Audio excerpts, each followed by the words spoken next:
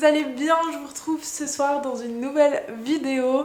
C'est rare que je tourne des vidéos en fin de journée, là il est actuellement 18h30 et je me suis enfin décidée à faire mon vision board 2023. Comme je vous avais dit, il n'est jamais trop tard, en fait j'ai eu un début d'année assez à 100 à l'heure, puis j'ai été malade et tout, si vous avez suivi, du coup j'ai pas trop eu le temps de me poser sur mes vrais objectifs de 2023. J'avais envie de vous faire cette petite vidéo pour vous expliquer un peu tout ce que je compte faire cette année, pour aussi vous motiver.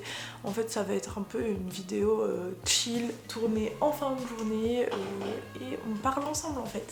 Du coup j'ai fait ça sur mon iPad, si vous vous demandez je l'ai fait sur Procreate sur l'iPad. Je vous en ai déjà parlé de cette app, elle est vraiment trop bien. Je vous mets à l'écran mon vision board que j'ai fait juste ici. Je l'ai fait en format comme ça, pour que je puisse le mettre en fond d'écran. Je pense qu'il faudra que je l'adapte aussi dans l'autre sens. Ce sera cool. Voilà un peu mon vision board. J'ai mis principalement que des images. J'ai pas écrit grand chose à part Rosa 2023. A new era for me.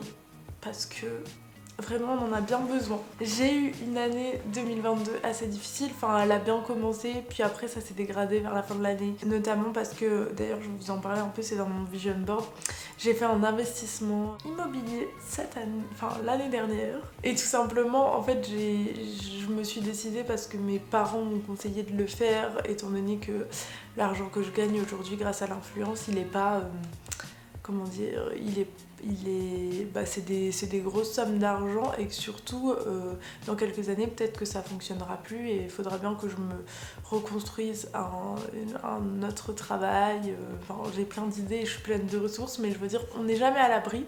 Du coup investir dans l'immobilier c'est vraiment chouette, ça a plein de bons côtés, notamment de pas laisser son argent sur son compte et de le mettre dans quelque chose qui rapporte de l'argent, parce que si je fais du locatif par exemple, vous voyez, je vais avoir une entrée tous les mois de loyer. Donc voilà un peu, je vous en avais jamais parlé et je pense que j'en parlerai pas plus parce que bon, je trouve que c'est des trucs assez personnels et surtout que j'ai eu beaucoup de problèmes suite à cet investissement parce que je devais faire des travaux qui se sont mal passés, il y a eu des sommes d'argent en jeu, ma famille en jeu, des embrouilles, beaucoup d'embrouilles. Du coup voilà, ça a été très dur en cette fin d'année. Je m'attendais pas à ça en faisant cet investissement, je m'attendais pas à cette quantité de travaux, enfin bref, vous voyez, on entend plein d'histoires comme ça à la télé, plein de trucs, nombre de travaux qu'on avait mal estimés, etc. Ben, moi c'est un peu ce qui s'est passé en gros, mais en plus ça a mélangé ma famille dans les histoires, donc bref voilà. Du coup dans mon vision board en haut, là où il y a le billet, je savais pas trop comment le mettre, du coup j'ai trouvé une image en mode saving money et genre j'ai envie qu'en 2023 je gère mieux mon argent, même si en vrai on n'est pas toujours préparé à ce qui peut se passer. Bien fait nimp, enfin j'ai fait nimp de plein de manières, même comment j'ai géré mon auto-entreprise, la TVA et tout, il y a plein de trucs que je savais pas. Maintenant que je sais tout ça, et aussi le fait que j'ai pu parler à mes parents pendant un certain temps, surtout à ma mère qui m'aidait beaucoup pour tout ce qui est genre les papiers, les impôts, les trucs comme ça. Bah en fait ça m'a fait grave grandir et genre je me suis rendu compte que j'étais capable de faire de l'administratif alors que je disais que j'avais la phobie. Vous êtes sûrement dans mon cas, mais si quelqu'un d'autre le fait pour vous, ben en fait vous pensez que vous n'êtes pas capable. Mais en vrai quand t'as pas le choix, ben tu deviens capable, femme capable Rosa. Du coup, ouais, j'ai envie de gérer mieux mes bails, d'essayer de comprendre tout ce qui est chiffres, papier administratif, parce qu'en fait, quand tu comprends ça, ben, tu fais pas de conneries, et après, ça se répercute pas sur des amendes, des choses comme ça. C'est important quand même. Bref, ouais, comme je vous ai dit, en 2022, j'ai fait beaucoup d'erreurs de ce côté-là, donc il faut vraiment que j'apprenne de mes erreurs et que ben, je fasse mieux en 2023. En haut à gauche, j'ai mis une grosse partie sport parce que c'est toujours dans mes objectifs. Vous savez sûrement qu'en 2022 je me suis mis à la salle de sport et c'était vraiment un de mes objectifs de m'y tenir parce que jamais dans ma vie j'ai réussi à tenir un objectif sportif, d'aller au moins 2 fois par semaine à la salle de sport, enfin faire une activité physique très régulièrement. Et on est heureux de savoir qu'au moins en 2022, même si ça n'a pas été une année incroyable. J'ai réussi cet objectif pour la première fois dans ma vie et c'est vrai que on va dire que je suis une grosse feignasse de base et c'est pas mon habitude de tenir ce genre d'objectif, donc je suis vraiment fière de moi et donc je veux continuer en 2023. Si vous avez pas vu mes stories, je me suis inscrite dans une nouvelle salle à Lille qui est plus Basic Fit, qui est la salle de sport de Ralil, qui est beaucoup mieux parce qu'il y a des cours collectifs, il y a des coachs qui sont trop bien, il y a plein de... Enfin je sais pas, c'est beaucoup plus agréable, donc c'est quand même le double, mais je trouve que ça vaut le coup étant donné qu'il y a les cours de yoga, de boxe, de weight session, genre avec les poids et tout en plus. Donc je sais qu'à Paris, quand tu vas dans des studios de yoga, des trucs un peu genre dynamo et tout, ça coûte méga cher. Donc là j'ai tout inclus pour 40 €. Donc bénéf, enfin pas bénéf mais au moins ça vaut le coup. Du coup là vraiment j'ai des objectifs physiques cette année qui sont de vraiment prendre du volume aux fesses et de contrer mon côté carré rectangulaire de fesses que je déteste. Voilà, c'est un vrai objectif, hein, je me le cache pas. Si vous avez des trigger warnings, non, je dis n'importe quoi. Si vous avez des TCA, des problèmes liés au sport et tout, que ça vous fait mal d'entendre ça, bah n'hésitez pas à skip cette partie. Mais moi je pense que c'est assez sain le rapport que j'ai avec le sport, donc ça me fait plaisir de vous en parler.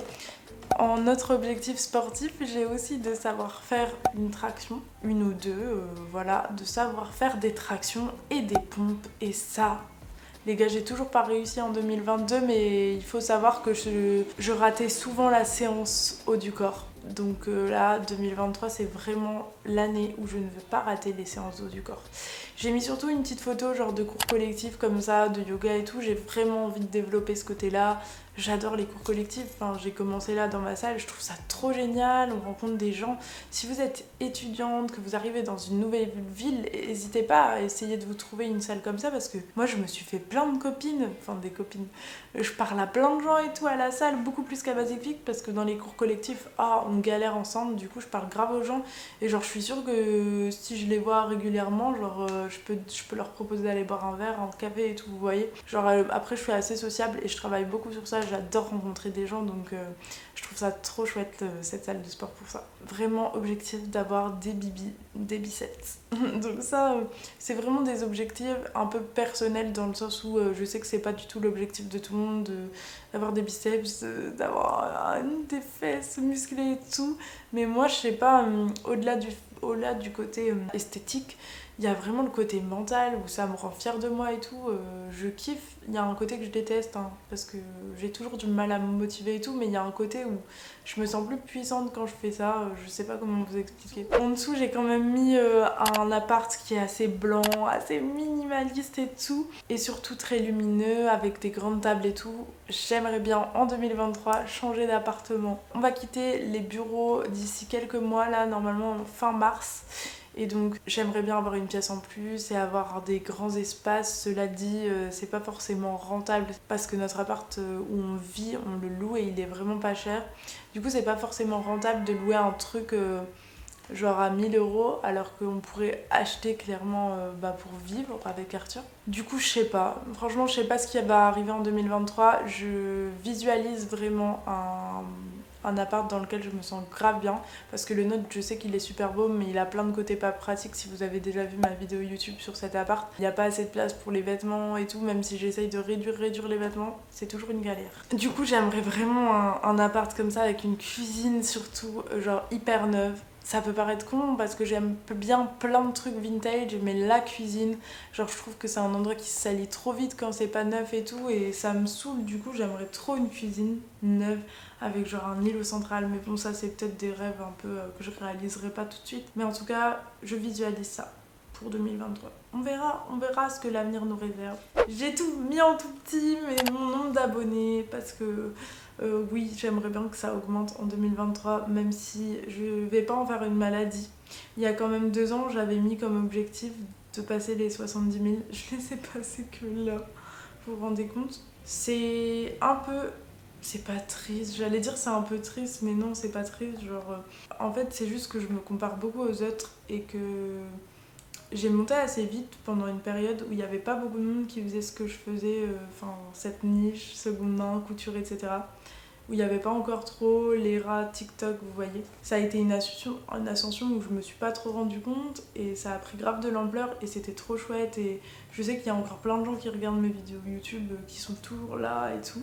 Et je pourrais m'en contenter en fait, si j'avais pas mon ego, je m'en contenterais de ouf parce que je gagne ma vie grâce à ça, sans trop de soucis. Genre je suis pas en mode à courir après les partenariats, j'en ai qui viennent à moi parce que je pense que malgré tout je reste une des premières à avoir fait ça avec Clara et tout, donc je reste quand même une référence pour certaines marques. Aussi les gens je pense qu'ils aiment bien la manière dont je parle naturellement et tout, donc là je me lance un peu des fleurs, c'est pas mon habitude, je suis quelqu'un d'hyper modeste, dire d'être modeste c'est un peu l'inverse d'être modeste je crois.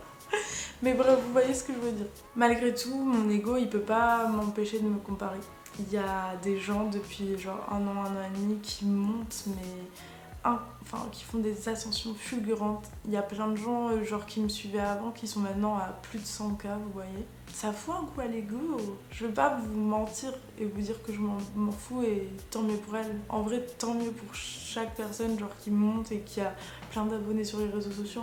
En soi, ça rapporte plein d'opportunités et je vais pas jalouser. En vrai, c'est pas de la jalousie mauvaise, mais c'est quand même en mode pourquoi moi je fournis tous ces efforts et je suis toujours à 70 000. Je sais que vous derrière votre écran vous comprenez sûrement pas et vous trouvez ça ridicule comme questionnement, mais genre je fais YouTube, Instagram. YouTube ça demande du travail et je continue parce que il y a quand même pas mal de gens par rapport à mon nombre d'abonnés qui regardent, vous voyez, donc ça me fait trop plaisir. Et au-delà du fait de le faire pour les abonnés, moi YouTube c'est vraiment genre une safe place, genre j'adore faire des vidéos YouTube, je trouve ça chouette. Bref, voilà un peu tout mon questionnement sur les abonnés, mais c'est vrai que c'est difficile des fois de voir qu'on stagne alors que plein d'autres gens qui sont sur TikTok et tout augmentent de malade. Est-ce que j'ai une réponse à tout ça? Juste je l'ai mis sur mon vision board parce que j'aimerais bien un peu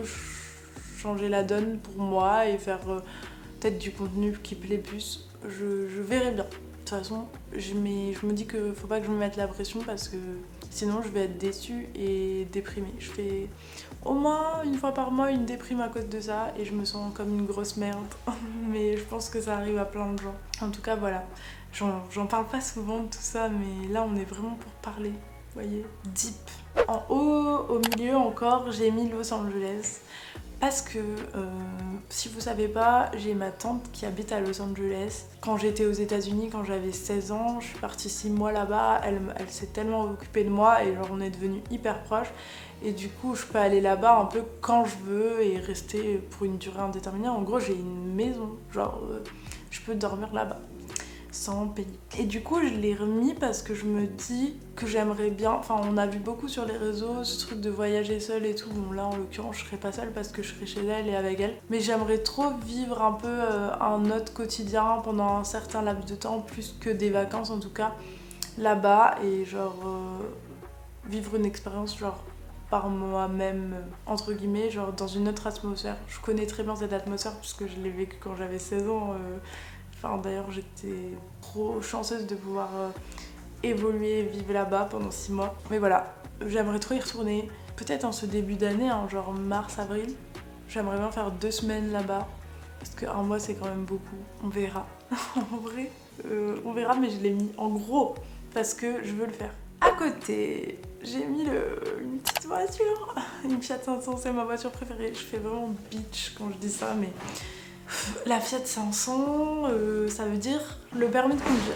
Si vous avez suivi, parce que cette vidéo c'est beaucoup aussi si vous suivez un peu malade, j'ai raté 2 fois le permis de conduire. C'est en année 2022, mais en même temps je me suis obstinée, à la fin de l'année j'allais mal et je le passais quand même. Du coup, là j'essaye d'être dans un meilleur mindset et de me dire que je peux l'avoir. Jamais 203, on me dit mais bon, 3ème, j'espère quand même. En tout cas, permis de conduire, c'est un de mes objectifs 2023, je serai tellement mieux avec. Enfin voilà, il n'y a rien à dire de plus que ça. Souhaitez-moi bonne chance, ne me portez pas l'œil s'il vous plaît. À droite, j'ai mis des meufs qui ont des couleurs de cheveux que j'aime bien. un peu qui se rapproche de ma couleur naturelle. Bon, j'ai déjà fait un gros changement en début d'année qui est d'enlever un peu mon blond platine et de revenir à une base beaucoup plus naturelle avec quand même des reflets blonds, comme d'ailleurs ces meufs, ces filles dont Hailey Bieber ont. Et du coup, j'aimerais bien essayer de garder ça pour 2023 et ne pas recraquer. Parce que après je le paye au prix fort, c'est-à-dire les racines, et ça me saoule, et en plus ça abîme mes cheveux et je veux les laisser pousser, et du coup je veux avoir des cheveux en bonne santé qui se rapprochent de ma couleur naturelle. Donc ça, voilà, c'est un petit côté esthétique. Mon background il est très encombré, hein. C'est colorful, je sais pas si vous aimez mais... Et en dessous, ben la bouffe elle-ci, hein. C'est les derniers trucs de mon vision board qui prend beaucoup de place. Mais il y a aussi au milieu un petit apéro entre amis. Voilà, je veux passer du temps avec mes amis, ça c'est sûr. Mais donc je veux manger healthy et passer du temps avec mes amis. En gros c'est ça. Non mais en vrai je veux faire plus souvent d'apéro chez moi, de voir des amis et tout. J'adore mes amis et je pense qu'ils font du bien dans ma vie. Donc ça c'est cool, et se retrouver autour de bonne bouffe, ça fait toujours plaisir. Et globalement, de la bouffe healthy, ça me donne de l'énergie pour continuer ma vie, pour continuer à aller bien, etc.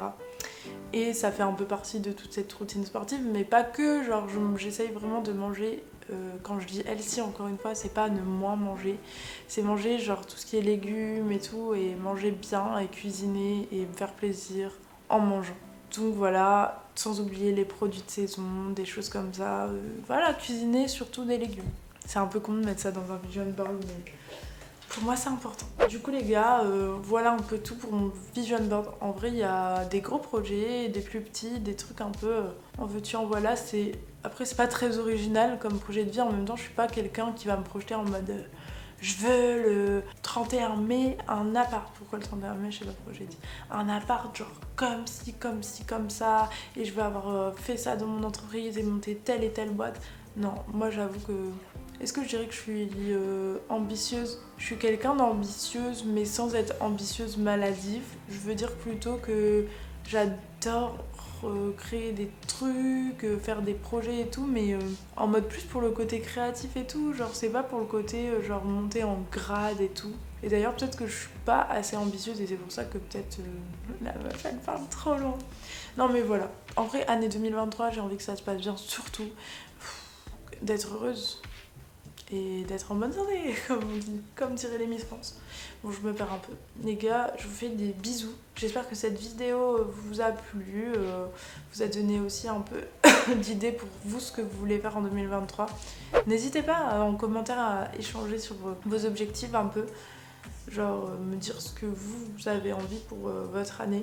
Ce serait grave intéressant de vous lire. Je vous fais des bisous et on se retrouve très vite dans une prochaine vidéo avec un peu plus d'énergie parce que là je suis un peu tired. Voilà, je vous envoie plein de love, merci de me suivre en tout cas. Enfin, je me souhaite encore plein de vidéos pour 2023. Oh, toujours plus cool. Salut les gars.